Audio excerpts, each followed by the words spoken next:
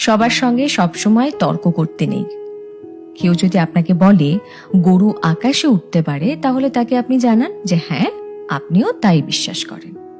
কারণ সবসময় সবাইকে ঠিক ভুলটা বোঝাতে নেই, সবাইকে এক্সপ্লেনেশন দিতে নেই। আর এই কথাটা যত তাড়াতাড়ি বুঝে ফেলা সম্ভব ততটাই ভালো। অপাত্রে ভালোবাসার দান করতে নেই।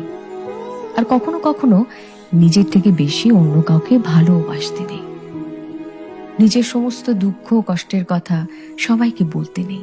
বিশেষ করে নিজের দুর্বলতাগুলো কারোর সঙ্গে শেয়ার করতে নেই।